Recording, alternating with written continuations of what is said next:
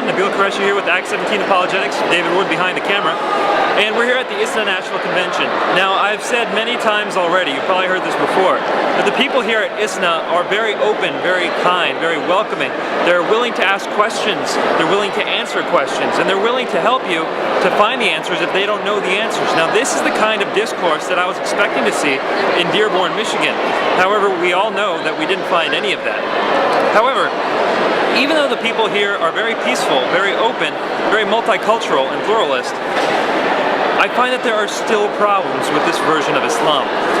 Now, if Islam were truly as peaceful as everyone here at ISNA says it is, then I would have much less of a problem with it. It would just be a matter of it being the false religion, one of many, and I wouldn't spend so much time talking about it. However, when we go to the early sources, we see what Islam actually teaches. We don't see the peacefulness that is being promoted in all these pamphlets and in all these lectures. We see much more violent indications of a religion. For example, Muhammad going to attack people from foreign countries who had never attacked him before, such as happened in the Battle of Tabuk with the Romans. So Islam is a lot more violent than the people here say it is. However, the people here are promoting a peaceful version of Islam. Well, what's the problem with that? Someone were to say to me, Nabeel, if a peaceful Islam takes over, then what's the problem? I would say, if it took over, it wouldn't be as much of a problem as if a violent version took over. However, if Islam were to take over, if Islam were to become the law of the land, those who begin to impose Sharia would begin to make things look more like the way they look out in the Middle East and how they looked in Dearborn. See, the fact of the matter is, if you have a peaceful version of Islam being preached, that is still not the true version of Islam. The true version of Islam is a violent version. Someone is going to come up to the people who preach the peaceful messages, all the people here at ISNA, and show them from the sources, hey, wait a minute, what you guys are saying is all wrong. Ibn Kathir said that you should go to the Jews and Christians, invite them to Islam. If they don't accept, then they must be fought until they pay the jizya or are killed. That's a quotation from Ibn Kathir.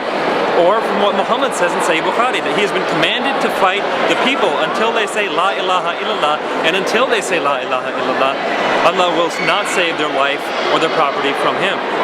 These are the actual quotations. If someone goes and shows these Muslims those quotations after Islam has already taken over, then we can very well expect a not so peaceful version of Islam.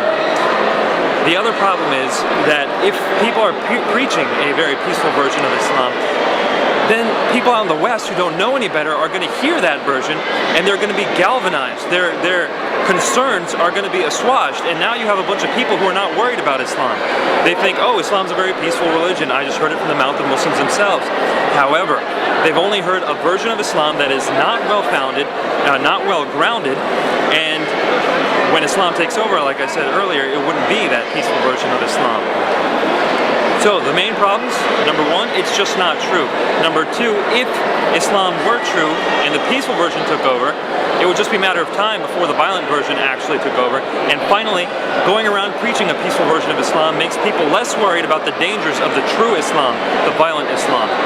So, in conclusion, I love the fact that people are teaching a peaceful Islam as far as Muslims are concerned. Now, if every Muslim became peaceful, I would love that.